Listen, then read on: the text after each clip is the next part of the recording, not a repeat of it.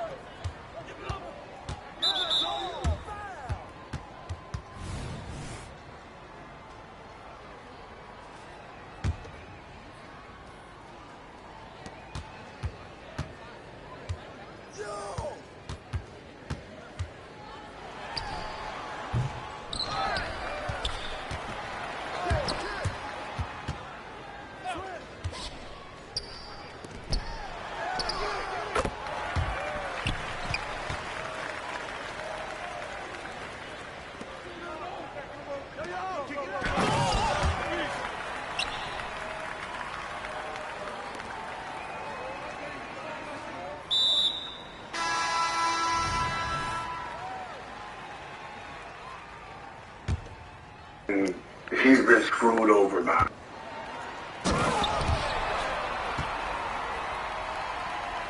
It's a little too much for my liking, but shout out to Najee Adams, who got that video.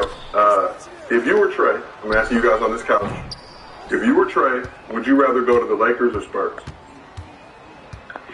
Lakers. Why would you pick Lakers? I mean, you playing with Bron and AD, the Laker brand. You're going to have a chance to play in the playoffs, and once the playoffs start, Bron right now is still healthy enough to where if he get in the playoffs, he can make things happen, so you're going to be on the bigger stage. So I would go to the Lakers. Now, if you're talking about future, no state taxes in Texas, San Antonio, but you're going to get your head beat in. Him going there with Wemby, they still going to get their head beat in. They're not beating Luka, Golden State, the Lakers, Ant-Man up to Minnesota, Shea Gill, and OKC. They still, even with them two, ain't touching them. Nobody touching Denver right now. So him going there ain't going to move the needle drastically enough to where I would say go there over the Lakers. Yeah, I think if they filled the rest of that roster out. Yeah. But from Trey's standpoint, the opportunity to play with Wemby. That's cool, but you got the opportunity to go play with That's a lot of assists. You got to go play with LeBron and I get it. I get it. Huh. 25. He's 25 right now, and he's been screwed over by everybody, right? He's been screwed over by everybody. Every time you get a chance to screw Trae Young over, you do.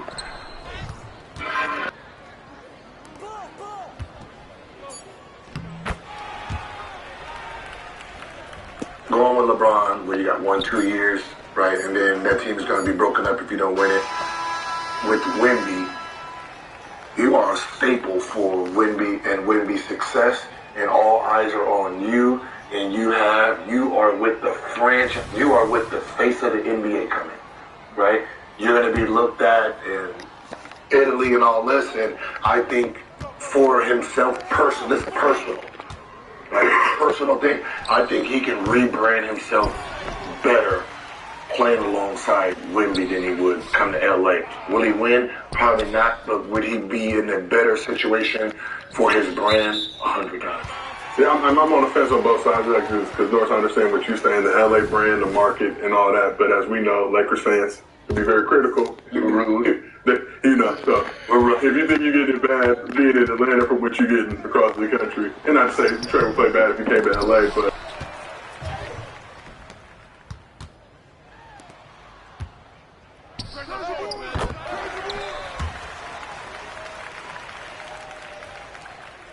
Guard that can actually pass, right?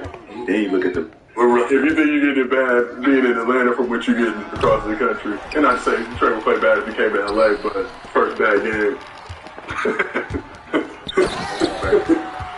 Ain't no bad games for Trae in LA, especially with AD and LeBron. Right. You look at what LA needs: scoring point guard that can actually pass, right? Then you look at the Brandon side. Now I get what Gil was saying, and that was what you were saying with the future. Looking at the future reference of the staple and the franchise, him really being like Tony Parker. Right. Ultimately. But I think he's bigger than that. I think that if you put him in LA, it's just like putting Dame in Milwaukee. What happened when Dame hit Milwaukee? He became a fucking starter in the All-Star game. Right? Instantly. The one thing he kept getting snubbed for on the West. Right? Take an East guy, put him on the West, put him on a big market team. Next thing you know, he in LA, jersey sales is up. Yeah. Out the roof, immediately. He's going to get sponsorships. He's going to be on the billboard immediately. Adidas got to put him on the billboard. Got to. Shoes are fire as it is already, so shoe sales increases. Now he gets to be maybe on TV shows, you know, different opportunities come with being in LA than other places. Right? He could be buried in San Antonio, but ultimately, when you look at LA and what it provides, you got D-Lo, you got Lemon Daddy. Shout out to Lemon Daddy, billboards all over the city. And if you was to get them to go to Atlanta for Trae, you're talking about an opportunity for AD to look better, easier shots, easier opportunities. Now LeBron really don't, even though they say he don't like to play off the ball, it's an opportunity for him to really just chill. Trae, be Trae. He need that to preserve him to get to the playoffs so that he can do what he needs to do once he gets to the playoffs.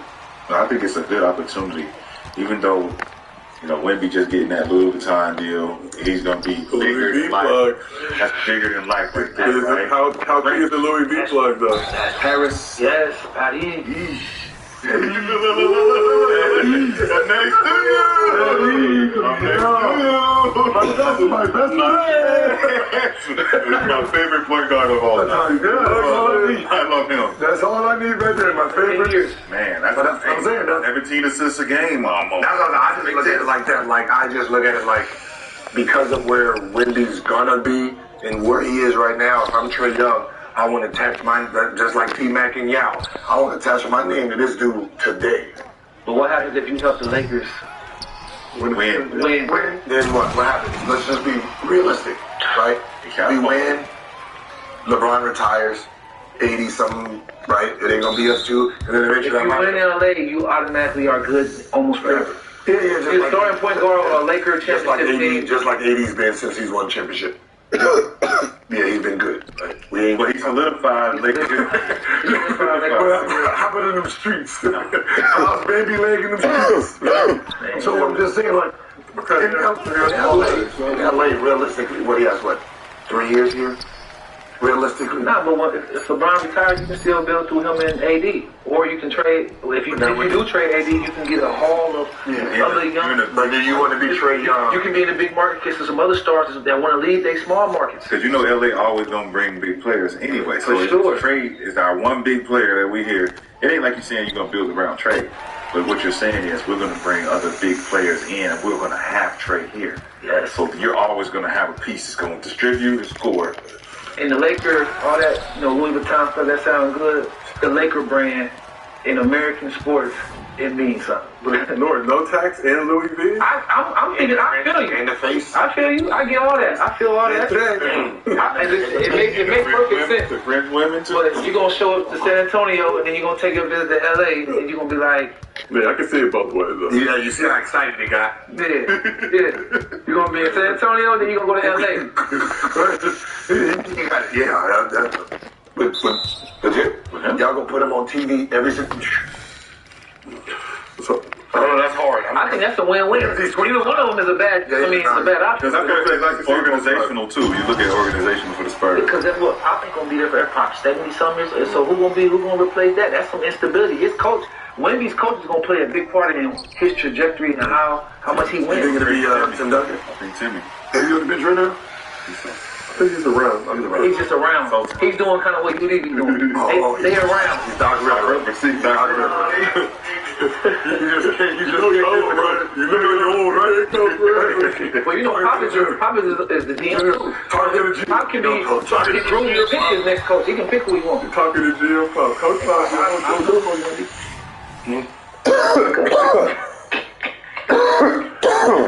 So we asked the chat, where should Trae go? 44% said Lakers, 56% said Spurs. Spurs pulled up to LA Friday for their final meeting of the season with the Lakers, and Wemby made a little history. So he put up 27 points, 10 rebounds, 8 assists, 5 blocks, and 5 steals to become the youngest player ever to drop a 5x5. Wemby nearly accomplished the 5x5 feat against the Kings on Thursday, who was an assist short. And he was cooking. He only played like, 20, 29, 30 minutes, but he was doing his thing. Buckets and 80s. Yeah. I was at the game. It was nice to see the Lakers get a win. First 5x5 game in the NBA since Yusuf Nurkic, January 1st of 2019. So, like I said, first 5x5 games of 2019. Do you guys care? Points, rebounds, assists.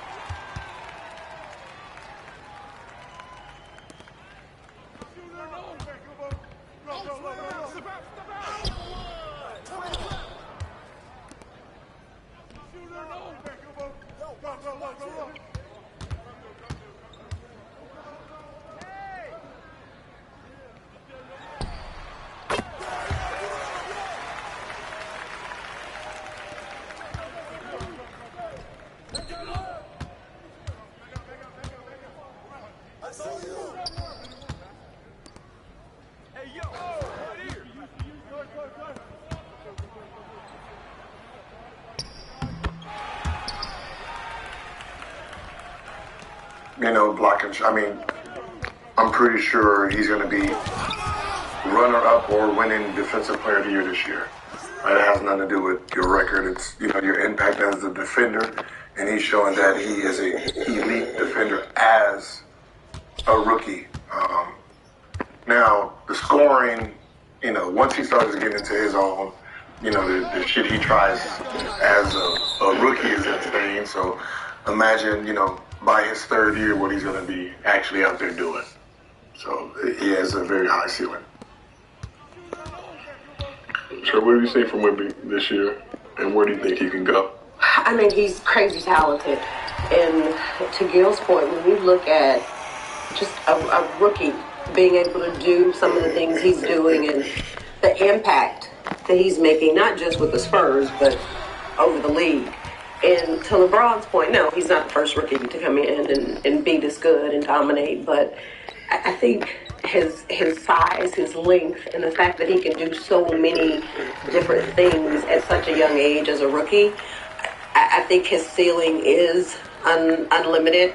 To LeBron's point, I don't think he has one, but for me, my question would be, and y'all would know this better than I do, like his basketball IQ, right? Like, I think absolutely your talent can take you to places that other people can't go. But I think if you add your basketball IQ in with your talent, to me, that could also determine just how great he can be. Yeah. He seems to be super knowledgeable, high IQ. So we used to get on, we still do, his teammates for not passing the run, but I was at that game Friday, and as I'm watching, I think the thing with them, they're so cautious with them, especially now the season is basically cooked. They don't have any shot of making the playoff. Yeah. Trying to protect him. So there are a lot of opportunities he has to get lob toward the basket they don't throw. And I think about it, I'm like, yeah, I don't want him jumping up and landing in traffic and potentially injuring himself. He's playing like about 29 minutes a game. I think when you watch him play, it's easy to forget that he's just a rookie. You know? Yeah. I represent a Wemby fan. Yeah. For the most part, I think with a certain level of talent comes IQ, because you have to have a know about what you're doing with the talent. Like, I think that Ja Morant has a certain level of IQ to be able to do the things he does. Luka has a certain level of IQ to do the things he does. But Wemby, to be able to... Denver Nuggets have beaten the Golden State Warriors 7 straight times now, and the Warriors, they dropped to 3-15 this season when facing teams with a 600-plus win percentage, right? This includes those 7 games against the defending champions over the last 2 years that we just talked about. The Warriors, we've seen little bits of improvement from them over the last couple of games. Richard's looking at me skeptically. When it's all said and done in the playoffs, do they have enough to beat those upper echelon teams? It depends on the matchup, right? I still believe that. I think if they get matched up with an Oklahoma City, I think they match up far better, right? They don't have a traditional big in Oklahoma City. I think Draymond would go against at home, and I think that's a matchup. And obviously, the playoffs are matchup. Like, that's what it's about. Denver Nuggets, it doesn't matter who they face. They are such a well-built team. They're doing things the right way. When you're talking about the Golden State Warriors, they have gotten better. It's good to see Klay kind of start to string together a couple of games, the first half here, a full game here. but I just still don't think that they're in that space. Their margin for error is so much smaller than it's ever been during their championship run over the last 7-8 seasons. It's the smallest it's ever been. They can't turn the ball over at the same rate. We've seen the number. Their 2000 and I think it was 16 team that was breaking all the pace records. It would rank 22nd right now. Right. So if you went from the #1 pace, a historic pace, to the 22nd pace, I'm not saying the rest of the league is caught up, but that room for error has shrunk. And that's where they're struggling. Getting Chris Paul will help, but I do believe that they can do something if they get a good matchup. Chris Paul is off of the injury report for the Golden State Warriors next game. Go ahead, Burke. Just second round exit. Hey, look, I don't want people to get all in their feelings and get all worked up. It's okay if they are a second round exit, because Golden State actually are making great strides for the future. Look, Jonathan Kuminga, Pajewski, right? Those guys are growing in the system, and they're gonna have their learning curve in the postseason, right? We all know that playbook, that scouting report gets that much thicker in the postseason, so they're gonna have their growing pains. But if I had to take a bet on Golden State, I would like to take a gamble on them next season, right? Let these youngsters get some more repetition under their belt, come back next season. Now, all of a sudden, if you do re-sign Klay Thompson, he's all the way there mentally, accepting that role off the bench. Before it's this season, they're second round exit max. I completely agree. The thing with Golden State, even when they were great, there was always a window, up 20 or down 20. You were always in the game. The difference is, now when they get down 20, they don't have that gas pedal that's getting them to where they can go on these crazy runs. And that's why you see them losing these fourth quarter leads, or losing the game in the fourth quarter.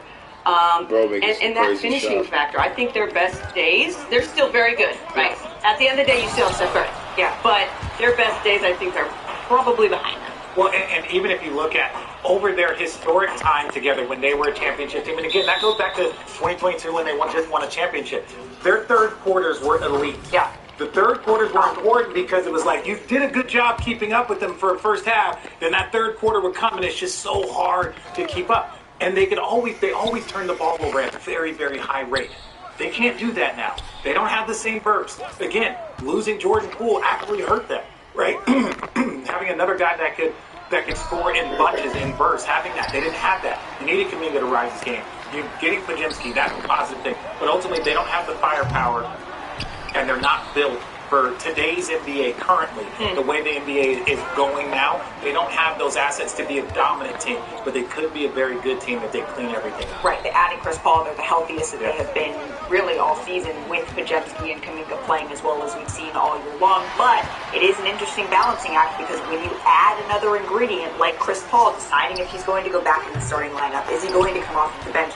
All of that now is what the Golden State Warriors are going to have to figure out, and now is the time not to waste any more games, particularly in a super crowded 7 losses when leading by 15. That's tied with the Spurs, and the Spurs are god-awful, right? They're young.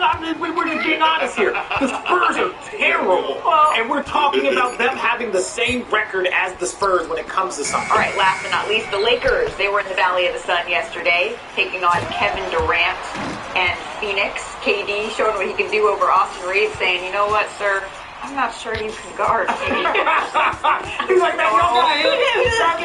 Yeah. Never mind. Larry Bird used to have things to say about situations like that. Got a little help, though, from Grayson Allen. Phoenix had 45 points in the first quarter, their most in any quarter this season. They were up 45-28 after one. So let's fast forward a little bit here, Richard, to when the Lakers got back into this one, when we actually had a game.